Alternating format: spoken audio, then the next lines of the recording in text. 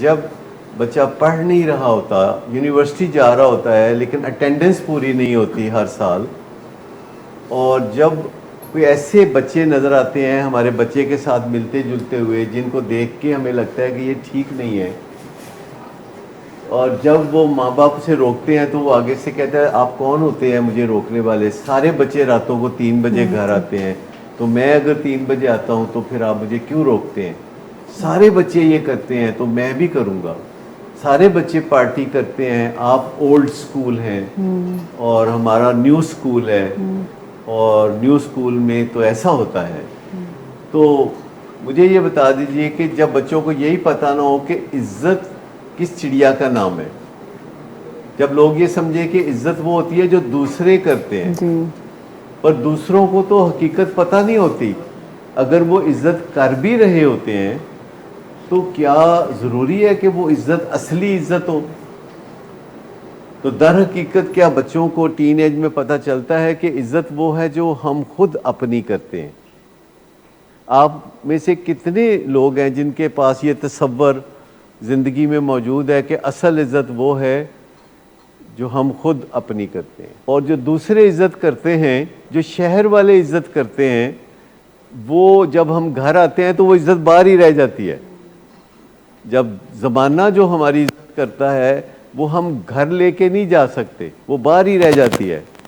और जब हम घर में आते हैं तो घर के अफराद जो हमारी इज़्ज़त करते हैं बाहर ही रह जाती है, हम अपने कमरे में चले जाते हैं, अपने वॉशरूम में चले जाते हैं।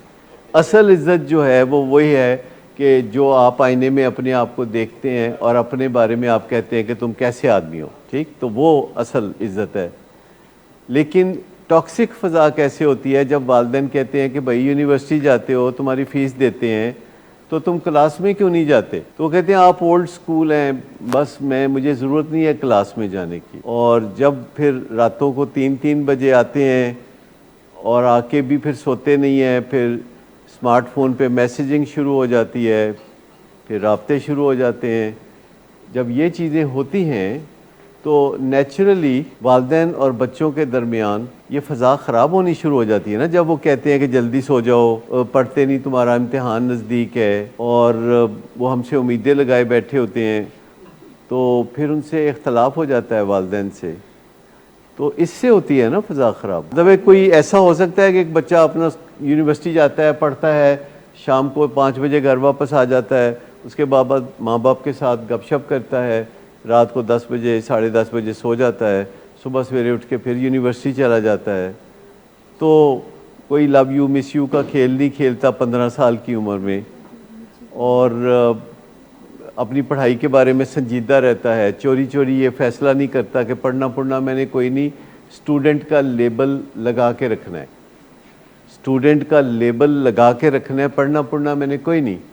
और ए लेवल करने के बाद मैंने वालिदैन को कहना है कि मुझे यूके भेजें पढ़ने के लिए, क्योंकि मेरे सारे दोस्त जा रहे हैं यूके, मेरा वो फ़लाँ भी जा रहा है, फ़लाँ भी जा रहा है, फ़लाँ भी जा रहा है। और ए लेवल करके जब कोई चर्स पीने वाला बच्चा यूके जाएगा तो वो क्या करेगा, वहाँ जाके वो पार्टी करेगा।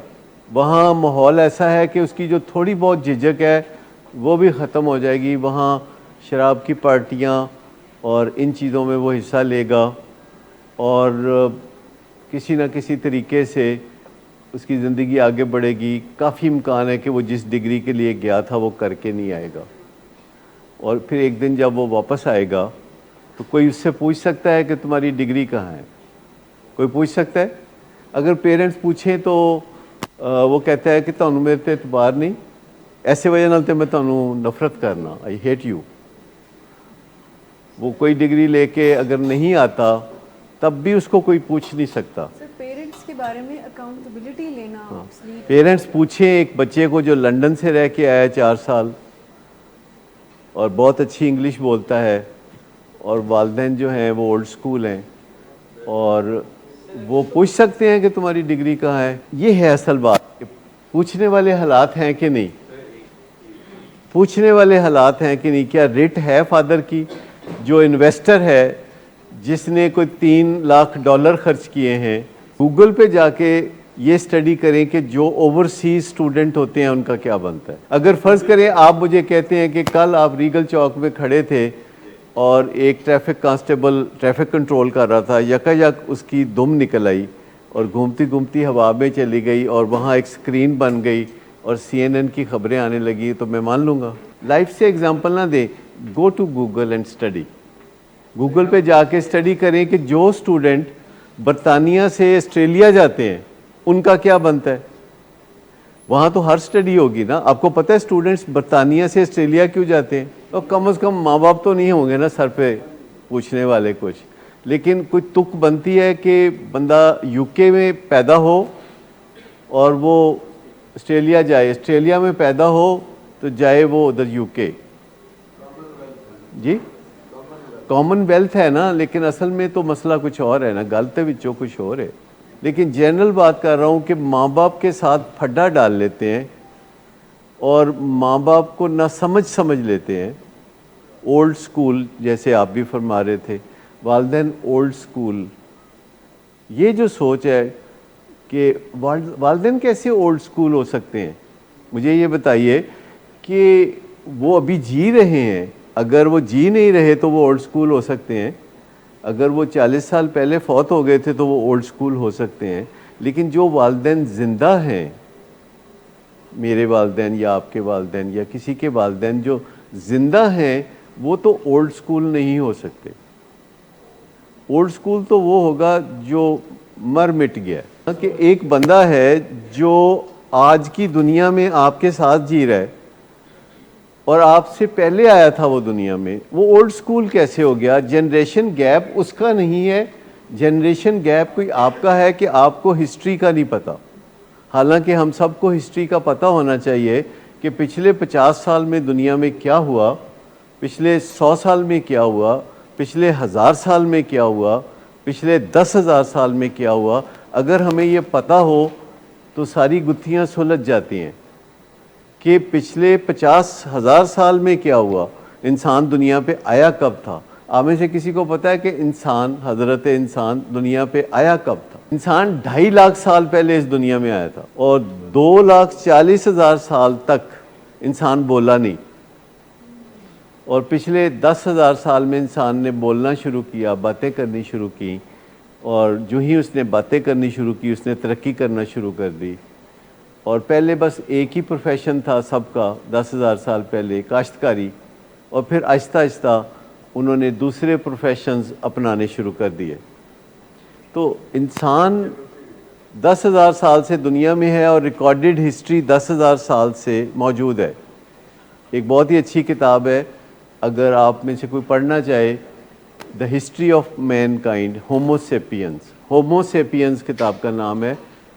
दूसरा टाइटल उसका है द हिस्ट्री ऑफ मैनकाइंड, जो कि एक प्रोफेसर है UK का जिसने किताब लिखी और दुनिया ने बड़े शौक़ से वो किताब पढ़ी कि अच्छा दुनिया में ऐसे होता था। तो औलाद को तो ज़रूरत है ये जानने की कि मेरे बाप की ज़िंदगी मुझसे पहले कैसी थी। बाप को बिल्कुल पता है कि मेरे बेटे की ज़िंदगी पैदा होने से अब तक कैसी है। कोई बाप ऐसा हो सकता है कि जो रोज़ाना अपनी औलाद को, अपने बेटे को गौर से नहीं देखता? कोई बाप हो सकता है? वो हर दिन बड़े गौर से देख रहा होता है कि ये कैसे ग्रो कर रहा है। तो अगर कोई गैप है तो आपका है कि आप उसकी ज़िंदगी के बारे में ज़्यादा नहीं जानते, जिसे बाप कहते हैं। आप अपने दादा की ज़िंदगी के बारे में नहीं जानते कि वो कैसे ज़िंदगी गुजारते थे। तो गैप किसका है? बाप को तो पता है कि मेरा बेटा क्या कर रहा है। बाप तो रात को जानकारी लेके सोता है कि बेटा घर आ गया है कि नहीं, 2:30 बज रहे हैं तो घर पहुंचा है कि नहीं, और अगर नहीं पहुंचा तो वो फ़ोन करके पूछता है कि तुम कहाँ हो। क्या कभी किसी बेटे ने भी फ़ोन करके पूछा है कि अब्बा जी आप कैसे हो? क्या उसने भी पूछा है कि आप कहाँ पे हैं? ये जैसे जो बहुत मोहब्बत करने वाले खामद होते हैं ना, तो वो बीवियों को कहते हैं मूड ठीक करो, मैं 5 मिनट में आता हूँ तो तुम मुस्कुराती हुई नजर आओ। इतने प्यार करने वाले खामद भी होते हैं। ऐसे ही बेटे हैं कि अम्मी मूड ठीक करें अपना। जी आप देख लें, वो अपने आप को चिड़िया कह रहे हैं। हालांकि वो अपने आप को चिड़ा भी कह सकते थे।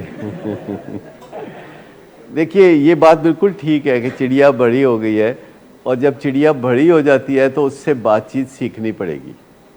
ये तो बात समझने की है कि जब बच्चे बड़े हो जाते हैं तो वालिदैन को भी उनके साथ बातचीत सीखने की ज़रूरत होती है।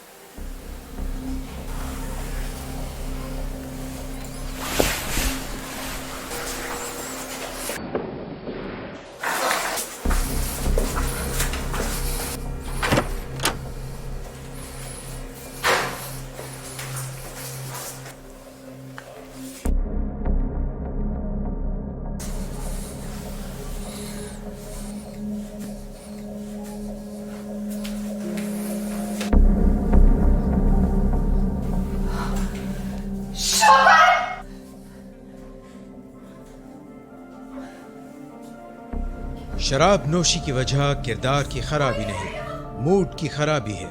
शराब नोशी कभी भी नशे की बीमारी में बदल सकती है। नशे की बीमारी हर स्टेज पर काबिले इलाज है। मदद हासिल कीजिए, क्योंकि वो ऐसा नहीं करेगा। विलिंग वेज से मदद हासिल कीजिए, कहीं से भी मदद हासिल कीजिए, लेकिन फौरी मदद हासिल कीजिए। जिस मोज़े के इंतजार में आपने बहुत देर कर दी, अब वो दस्तक दे रहा है। मदद हासिल कीजिए, मदद हासिल कीजिए, मदद हासिल कीजिए।